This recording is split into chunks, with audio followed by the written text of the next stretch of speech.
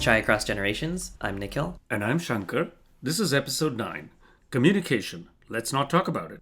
This is the first part of our series on communication, which we feel is a natural progression after the last few episodes where we talked about mental health. In today's episode, we're going to explore what communication is and why communication within the family, across generations, is so important, and why it seems to be almost impossible at times, which was why we had the snarky subtitle, Let's Not Talk About It. So we're going to jump into the discussion and then come back at the end for some takeaways and banter. Let's dive into it. We're talking about intergenerational communication today, and in this next kind of arc of our discussion, Shankar. And as we've learned in past discussions, it is helpful to start with, what is it? What are we here to actually talk about? So I would love to ask you, what is intergenerational communication in your mind? Yeah, thanks, Nikhil. So I approached this topic with the idea of asking the question, how can we encourage authentic communication and civil conversation between generations? And I'm thinking here of any person looking at the previous generation, so their parents primarily, but of course there are other elders, but I think we're probably going to focus on parents a lot, right? And then within their own generation, thinking probably the most important relation like a partner, and then the next generation being the children, right? So one aspect of our conversation, I hope, will shed some light on our perspectives on how we'd encourage those kinds of authentic communication, and perhaps even look at situations where there may be channels of communication that are getting closed off or are closed off, and can we open them up, and is it worth it, and when is it worth it, and those kinds of questions. Right. I agree with you. I think you hit it beautifully on the head with, this is about communicating with generations, or the generation above you and below you, and maybe two above you if you're a child and you have grandparents. But I think we'll primarily focus on the generations immediately next to ours. One thing I wanted to add is this communication, and this might be different from when you were growing up, Shankar, there are so many different mediums now. It's not just face-to-face or phone, Right. which in itself was an innovation at the time. It is now text, it is now video chat, it is now social media. Yeah. And there's almost one conversation you have with someone, but it might trickle into all of these different mediums. So that's something I just want to acknowledge as well, is that there's a lot of different ways in which we can communicate with the same person. Right. That's actually a great point. I had not given that enough attention, but now that you bring it up, absolutely right. Yes. Thanks for bringing it up. Right. I do think, though, that, in person and phone is probably the dominant form, or let's say phone or video call, Right. which probably became more popular as we went through COVID. You mentioned wanting to think about civil conversation, right, and just respectful conversation. How do you think about that as we dive into this topic? Thanks. So I actually wanted to broaden the frame a little bit more and come to the very question of why communicate at all. Right. Yeah. Right. And that might seem like a silly question or a kind of devil's advocate question, but I think you understand. I'm trying to place the motivation first, right? And we may all have different viewpoints on it. I just thought I'd share mine. And I sometimes think that we are shards of a mirror that is broken. This is the image, the metaphor that came to me when I started thinking about this topic. So imagine there is this mirror of consciousness or awareness, and it's shattered, and a little piece is lodged in each of us. And in some sense, I think it's just human that we want to reconnect those pieces and form a whole. And if you look back in so many spiritual traditions that we are aware of, it's sometimes we're all waves of the ocean. So it's somehow there is the one, and we are little pieces of it carrying within us. And through this communication, trying to actually reach and connect with those pieces of our original complete self. And Another reason why this question came up is when we look at the great sages, we call them munis, right? In India, muni is a person who takes on maun. Maun is silence, and they are the exact antithesis of this. They don't communicate, right? Mm. So why do they not communicate? And that's what it strikes me, that their way of reaching the one is turning inward, and for the rest of us, we're always turning outward and through words trying to communicate and reach the one in some way. So I thought that was an Mm. interesting frame. At least for me, that's how I make sense of it.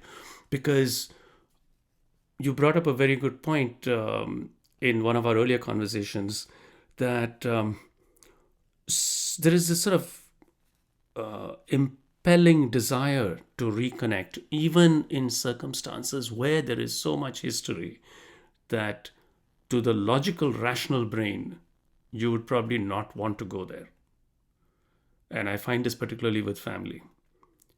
But Mm-hmm. there is still a drive to go and reach back. And the only reason I can rationalize that is this sort of very fundamental principle that must be at work, which which drives us to communicate. So I think there is an intrinsic drive among humans to communicate, to connect, and to connect very deeply sometimes.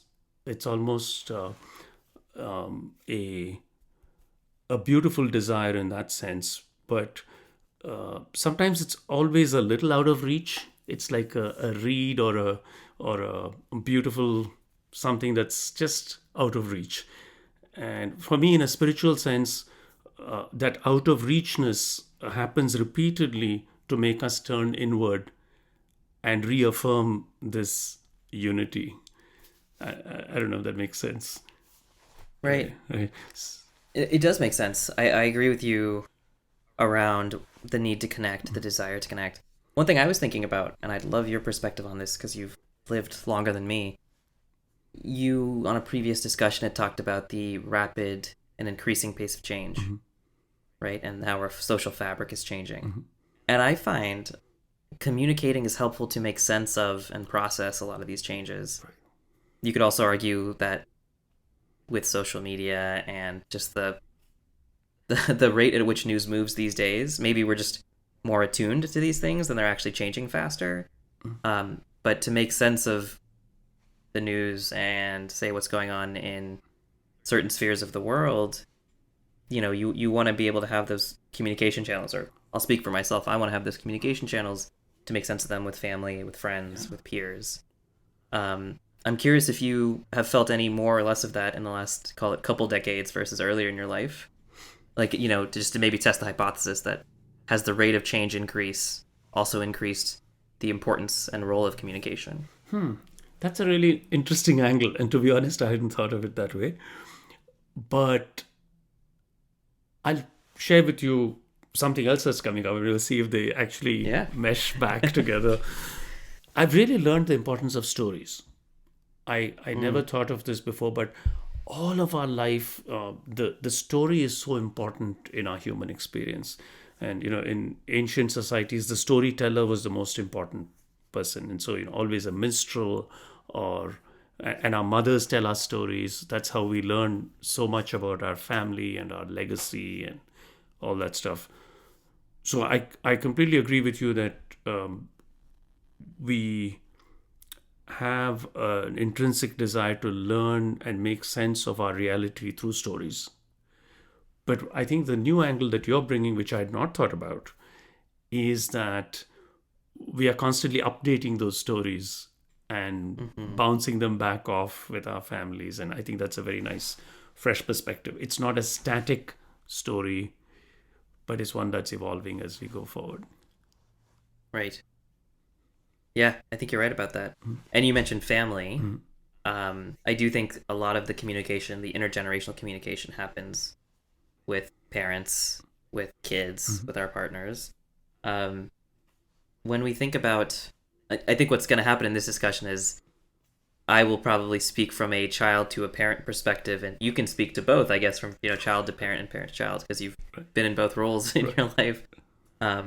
But one thing that came to mind for me when I thought about communicating with parents is that it can be really challenging because we have this long emotional bond Yeah. throughout our lives, and and that is a good thing. Right. And we rely on them, right? Right. We had to rely on them early in life, and I still rely on my parents to this day. Um, we care about our parents' approval, Right. and we certainly did growing up. We had to, right, to for survival. They were there to take care of us. So, um, I think sometimes it's easy to underestimate this fact. Yeah. Sometimes there's a sense of, oh, I shouldn't be as disturbed or Right. as Right. perturbed if my parents react a certain way.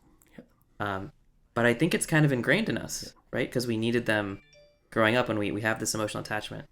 So I do just want to acknowledge that communicating, especially with family in a different generation, feels more personal or intense. Mhm. And the observation I had when I was thinking about this, um, praise feels better and criticism feels worse Mhm. coming from your parents than from other people in their generation. Mm. And I think it's exactly because of this emotional bond and connection.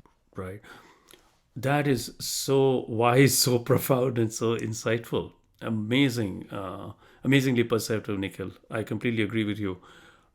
I don't think that the me who at your age would have articulated this so wisely. So I'm really impressed. Well, I have the benefit of working with someone like you constantly, Shankar, who That's and getting to think about these ideas. So that's very kind. I think maybe you would have gotten there too if you were doing a podcast 25 years ago. That's true. Who knows? Who knows? But that's a very good point. The emotional charge is so huge, right? And I just wanted to set the stage a little bit as we go into more conversations and talk about maybe personal stories and things like that.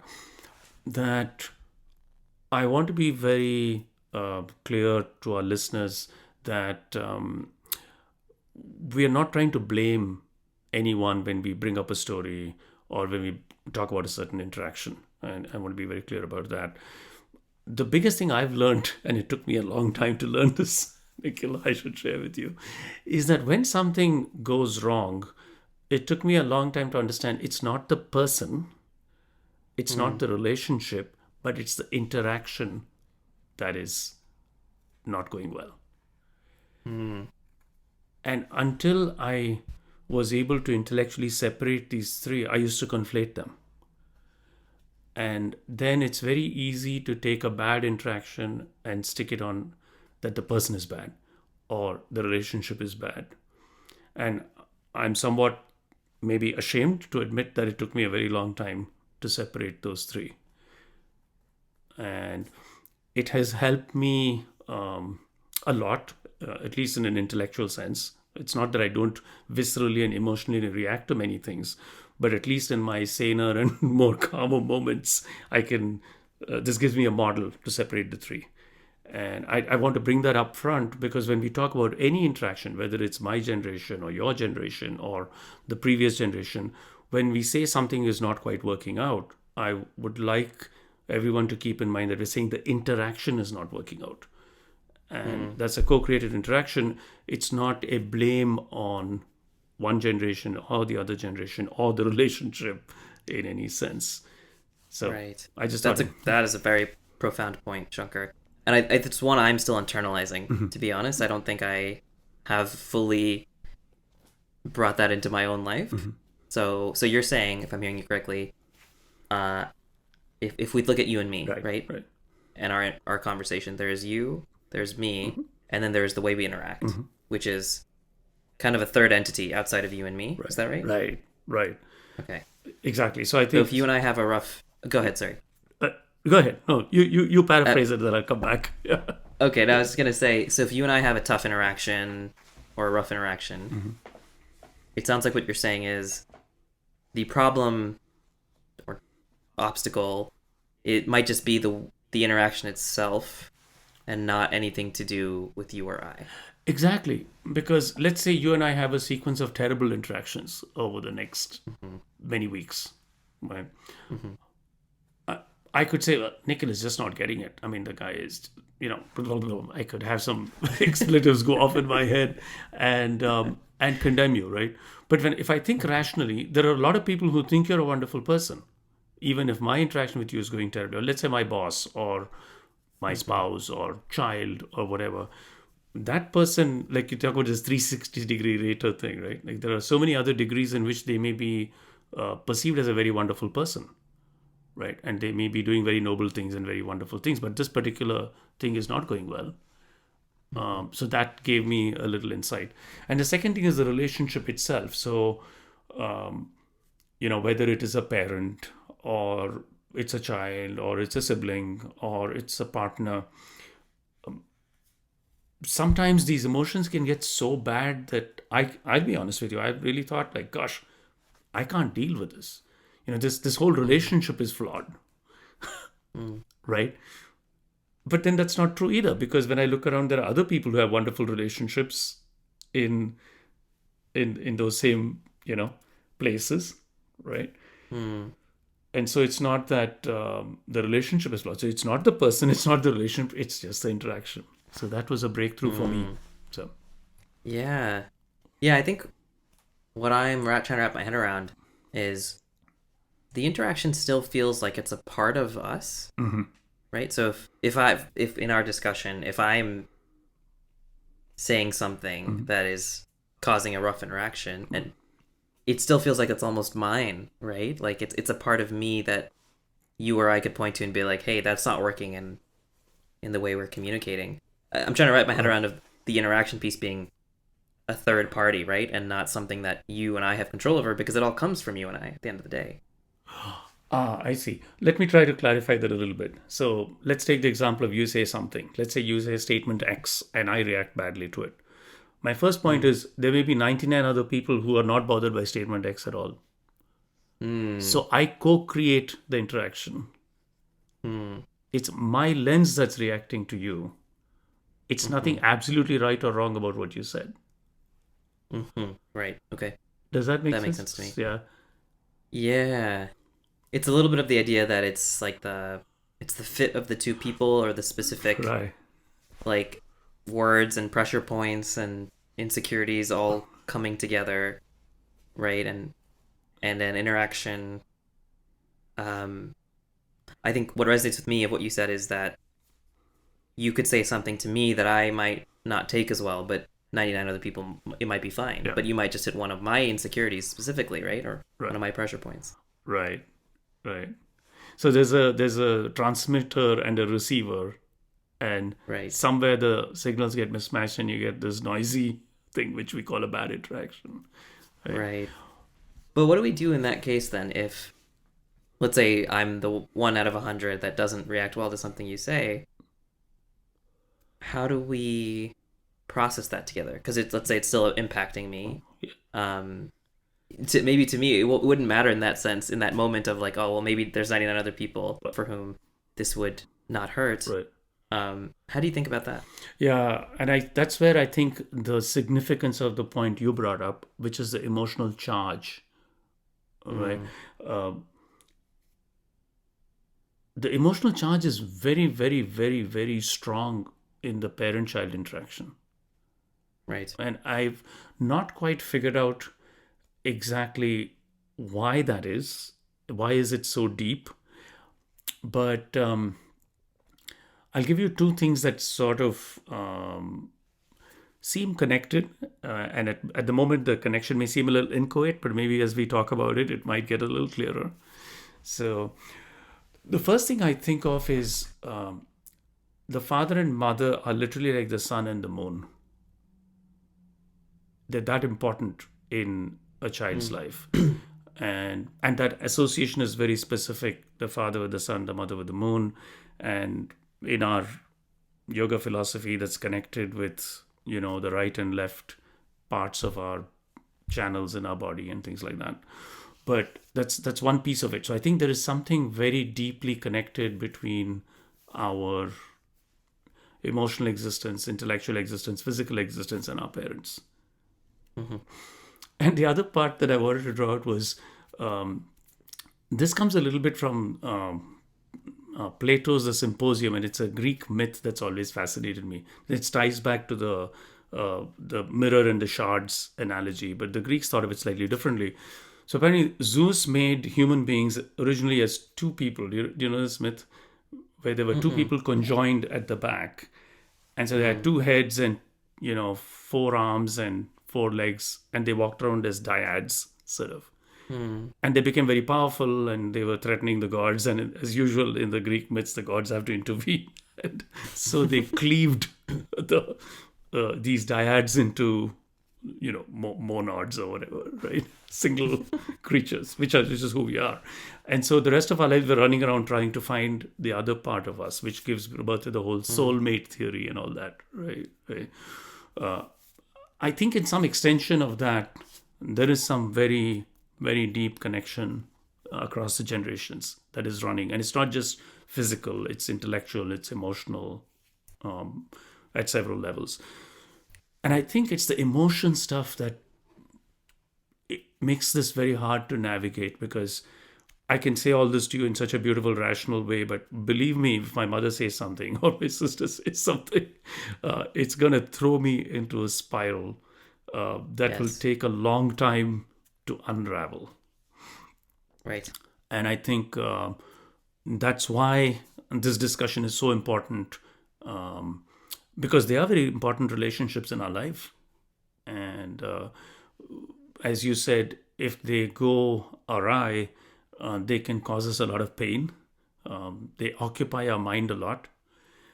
And on the other hand, when they go well, um, they are the most enduring sources of joy in our life too.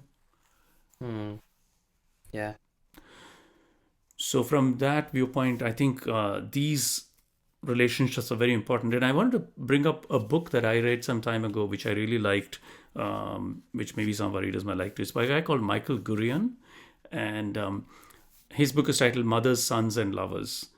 And it talks about how a man's relationship with his mother affects the rest of his life. Mm. And from that, I came away with this idea that there are three primary relationships we have. So, as a man, the three primary female relationships are your mother, um, your partner, if you're, in your generation, and then your daughter. And similarly, the three primary relations for a woman typically are of the other gender would be like father, um, husband, spouse, partner, and then your son. And it's amazing how powerful these relationships are, and our ability to successfully navigate one to the other, I think, actually is the arc of the evolution of a human being in some sense. So what we take from one, move to the other, and there's a certain a detachment involved. So, the mother raises the son grows up. If we're able to gently move from that, mature that relationship out, and then independently seek a partner of one's age, engage with that person, have great communication, and then disengage from that, and then be able to give that love to a daughter, and then let that relationship flower. And then at the time comes to depart, then I feel you've kind of spanned that gamut of, all interaction with Mm. the feminine, if you will. And similarly and I think when we have a certain inability to build a good connection, that transition becomes very hard. And that's why I think the parental relationship affects the choice of partner and the success with the partner, and that communication in very, very fundamental ways. And of course, Freud has talked about that too. And the two most important relationships are our relation with the father and the mother. And almost anything in psychotherapy that you can traces back to one or the other. So I think that communication is very important. What do Yeah. you think? Wow. That was beautiful. There's a lot there that I'm processing. I like the idea of these different big key relationships, and maybe the how what you have in one translates to another, and together they form the arc of your life.